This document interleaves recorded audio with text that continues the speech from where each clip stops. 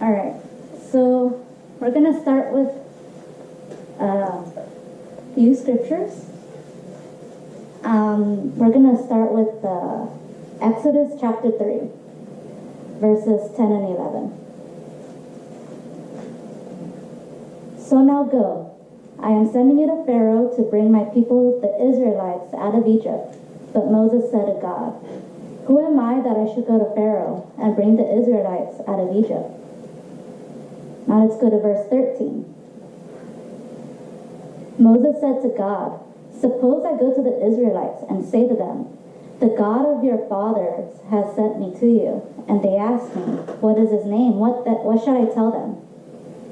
Now let's go to chapter 4, verse 1. Moses answered, what if they do not believe me or listen to me and say, the Lord did not appear to you? Verse 10. Moses said to the Lord, pardon your servant, Lord. I have never been eloquent, neither in the past, nor since you have spoken to your servant. I am slow of speech and tongue. Verse 13. Moses said, pardon your servant, Lord. Please send someone else. Now let's go to Jeremiah chapter 1, verse 6. Alas, sovereign Lord, I said, I do not know how to speak. I am too young. Now let's go to Jonah chapter 1, verses 1 to 3. The word of the Lord came to Jonah, son of Amittai. Go to the great city of Nineveh and preach against it, because its wickedness has come up before me. But Jonah ran away from the Lord and headed for Tarshish. He went down to Joppa, where he found a ship bound for that port. After paying the fare, he went aboard and sailed for Tarshish to flee from the Lord. Now let's go to Mark chapter 14. Going at once to Jesus, Judas said, Rabbi, and kissed him. The men seized Jesus and arrested him. Then one of those standing near drew his sword and struck the servant of the high priest, cutting off his ear. Am I leading a rebellion, Jesus said, that you have come out with swords and clubs to capture me?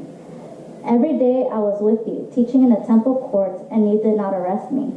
But the scriptures must be fulfilled. Then everyone deserted him and left. So, what are you hearing when you read these scriptures? Well, there's a lot of doubt. There's self-doubt, and then there's doubt in God. There's a lot of excuses, saying, I'm not good enough. I'm too young, I can't speak well, I'm bad at public speaking, or I'm not quick-witted. There's a lot of running away from God, and people turning their backs on Jesus. There's defiance, there's fear, and there's uncertainty. Moses even asked God, please send somebody else. Send someone else. It's important to note this because it humanizes people in the Bible. We forget that the people in the Bible, people in Scripture, they're just that, they're people. Moses, Jeremiah, Jonah, the disciples, they were all just people. God is the one with the power. God is the one who moves mountains. God is the one who heals. God is the one who saves people. God is the one that makes things happen. These people, they're just that, they're people. People who have been called by God. But we've all been called as well. And just because we're called, it doesn't mean that it's easy to answer that call. And even if we do answer the call, it doesn't mean that the road will be easy. It doesn't mean that the path will be easy. Know that hardships and downfall in scriptures, they show a real walk with God. Nobody walks a straight and perfect path. Nobody walks a perfect line. We all stray from it, and it's for different reasons. Sometimes it's because of sin. Sometimes we get distracted and we just pursue other things. And sometimes we're just afraid. We get discouraged, we see the mountains, and we give up before we even try. We tell God, don't send me, send someone else. I don't want to do it. So why does he pick us after all these things, after all these downfalls, after all these mess ups, after all this defiance? Why does he pick us? Well, it's a result of God's heart, of his desire, and it's a demonstration of his power. He chose the worst of the worst, those who were cast aside, the very least extraordinary, the far from it. He chose the least extraordinary to do the most impossible through him. His desire is for us to be empowered by the Holy Spirit, to show his strength, to bring glory and honor to him. And his heart is revealed again and again when we doubt, when we make excuses, when we run away, when we're afraid. He doesn't give up on us. He's there. He's there to lift us up, to encourage us, to hold us up, to build us. He's there to prepare us and equip us for the task at hand. And when we doubt, when we feel discouraged, he addresses it. He encourages us. He reminds us of his love and his word and his promises that he's going to be there with us, that he is going to fulfill, that he's going to move. With that in mind, again, I want to remind you that no walk is perfect. No road is easy. And that's what makes each of our testimonies beautiful and inspiring. We can doubt, we can run away from God, we can completely crumble and fall apart, yet he still pursues us, and he still finds a way to use us, regardless of where we're at. Answering God's call is not an easy task. It's hard, and there's many struggles that come along the way with that. Again, no walk is perfect, and that's because no person is perfect. And these scriptures, they show just that. Nobody gets it right all the time. Everybody struggles, including the people in scriptures, our pastors, and me. I'm imperfect. My walk is imperfect. You've seen me come up here multiple times. You've heard my sermons, my interpretation of scripture, and how I apply it today. And even though I'm up here, I don't have it all figured out. I'm far from perfect. I've doubted myself. I've doubted God. I've came up with excuses and I ran away. I was saved when I was about 16. And shortly after that was when I was called. I didn't know really what that meant. I didn't really comprehend it. Honestly, I didn't even know I was being called. But there was a call, and it was a very simple one. Serve me. My heart was to follow and serve God. But I didn't even know if I could. I didn't think I was capable. And around that time, when I was around my senior year, that's the year in high school when everybody asks you, what are you going to do next? What are you going to do after high school? And as if a 17-year-old kid is supposed to know exactly what they're supposed to do with the rest of their lives. But that's the one thing everybody asks. And when I had no idea. When I said that, there's worry in people's faces, like, how do you not know? But I had no idea what I would do. But in my heart, the answer was always the same. It was always, I want to serve God. Didn't know how, but I wanted to do it. But I couldn't say it out loud because it wasn't a real plan. If somebody were to ask me, what's your plans after high school? And I said, I don't know, but I'm going to serve God. A lot of people would have been worried. They would have thought, okay, that's a nice thing, but really, what are you going to do? So I did the thing that everybody does when they don't know what to do. I went to Hancock. And I went not because I wanted to, not because I was called, but because it was acceptable. It was something that would just buy me some time from being asked about what am I going to do. And that was when I hit my lowest point. That was when I hated myself. I hated my life. I felt useless. And I wanted to die. Like, very seriously, I wanted to die. I was that person praying, God, just end it, take it away. And it was all because I wasn't doing what I was called to do. I wasn't being obedient to God. I was trying to please everyone else. And that's not obedience.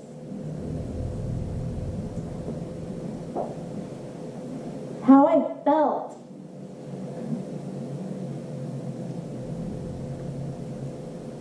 I felt useless. I felt like an embarrassment.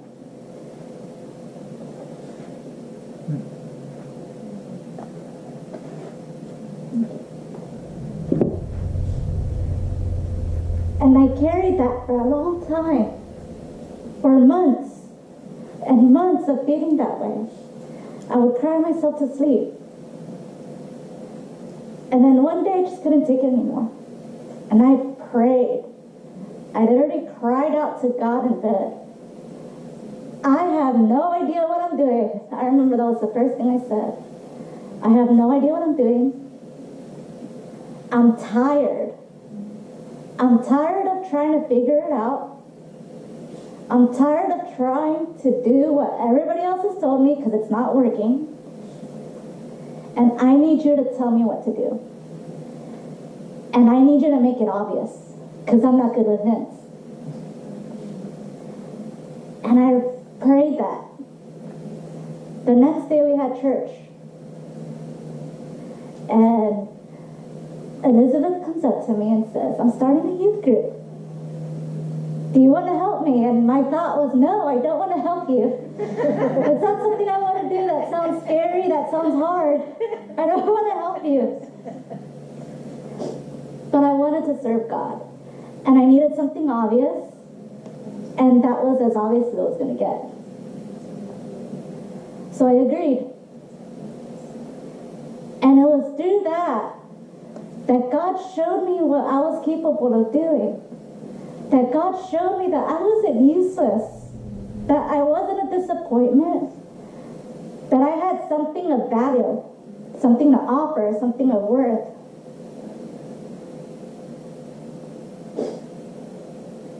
And that's when it became clear. That's when it became clear on what it meant to serve God, which was to put Him first. And I remember during that time period, I had decided that I was going to stop going to school and just focus on my relationship with God. That's what I was called to do at the moment. Because nothing else mattered at that moment, but there were things that needed to be addressed, and that was the only way that they were going to be addressed. So that was my plan. I went back to the beginning. I'm going to serve God. And when people heard that I was not going to go back to school the following semester, then there was concern. People thought I was crazy. And people gave their unwanted advice, as people do. I didn't ask for it, but they still gave it to me anyways. They would tell me exactly what I should be doing. I was, no. This is what you're going to do. This is what you're going to do. And then they'd come up with this big old list. And I remember I would just stay quiet. Just because I didn't feel like I needed to argue it. I didn't feel like I needed to explain myself. Because I knew in my heart and in my spirit that this was the right thing to do. And I would just hear them out. And I would just say no. And that would frustrate people. And I was told a lot of times that it was a bad decision. But it was the best decision I could have made for myself. That's where I grew. I started giving sermons and I flourished. I flourished in the Lord. Hallelujah. Then I got a call to go back to school. And more specifically to go to Bible school. And I said no. I didn't want to. I avoided it. I ignored it. I came up with so many excuses, and every excuse I came up with was shot down. I remember I used to say, I can't do it. I'm too young. I used to say that I can't speak well. Nobody's going to take me seriously. And all of that changed every single time it came up. I would do a sermon and it would change. It would just correct me. Like, that's not an excuse. And I did this for about 10 years. I fought it. And when I did finally decide to go back to school, when I decided to answer that call, he told me to go back to Hancock. And I was like, no, I do not want to go back there. That was the one thing I really fought. And it's not because it was a bad school. It's a great school. I didn't want to go back because that was the place where I hit my lowest point. I did not want to face it. I did not want to get near it. Throughout the whole time after that, like in between, just driving by it on the freeway, I would get sick to my stomach. I love going to Olive Garden, and whenever I would leave Olive Garden, I would have to drive to the school. I felt sick to my stomach. I would avoid that side. I never wanted to see it. I never wanted to drive by it. I wanted to forget it and move on. And I remember I tried negotiating. I tried to pursue other ways. I remember because I didn't want to go so bad that I just applied. I remember that was the first time I applied to biota. I just did it. And there was one night I was at work. And I was slow day, very slow. I was cleaning. And God told me, you know, you got to go back. And I said, no, I don't want to. And all my reasonings, repeated everything. And he says, no, you got to go back. You have unfinished business there. You got things, you have things that you need to face. So I negotiated. Okay. If I don't go back, if I don't get accepted, then I'll go back. And I looked at the time. It was my lunch break. So I go to lunch, I grab my phone, and I have a voicemail. And it was a voicemail from one of the admissions people from the school. And they said that basically we can't accept you right now, but you have a lot of potential and we would like to have you. Go back to community college, take these classes, and we'll figure you in. And I couldn't help but laugh. Like, I wasn't even disappointed that I didn't get it. It was my obvious answer, I needed something obvious, and he gave me something obvious. okay. That night I started applying when I went back. I started I started my account again. So I go back to school. I go back to Hancock. And I remember that first day I was terrified. All these feelings, all these fears, they're still there. And I go, and they went away. As soon as I got there, they just went away. As soon as I thought that I would step onto campus, walk into a classroom being terrified. But there wasn't even a bit of it. And it was God, because God was there to take it. He was with me. He was in control. It was His calling to go back. So nothing else was there to fight it. All the demons that were tormenting me about how much I would fail when I went in, just that with that one thought, they just fell apart, because I knew that I was doing what God called me to do. I knew that this was the path He told me to go on. And I knew that this time was the anointed time to do it. There was no doubt in my mind. And because of that, I did great. I did well. None of that ever crossed my mind again. And it was like conquering the demons that were there before. Those strongholds were gone. They were all broken. Nothing could have stopped me. I remember I did that first semester, and it wasn't easy. There were hardships in the middle of that. That first semester was a time when I remember I was afraid about affording it. I was afraid. Remember, my mom was going through cancer at the time. My dog had just died. Everything felt like it was just going to fall apart. But even with all that happening, I was still confident in what I was doing. That first semester, I ended up doing really well. I got straight A's, and I made the dean's list, which I didn't even know was a thing. I thought that was just something you heard on TV. I didn't know that was a real thing. So after that time in Hancock, when it was no more classes to take there, and it was time for me to apply to transfer, I knew in my heart, I just knew that I would get accepted. But in knowing that was the reason why I didn't want to apply. And the reason why I didn't want to apply, it wasn't because I was afraid of the task at hand. Honestly, I'm afraid of the financial part. I have no idea how I'm going to cross that mountain, how I'm going to get over that bridge. And I still feel that way. Even after applying, getting accepted,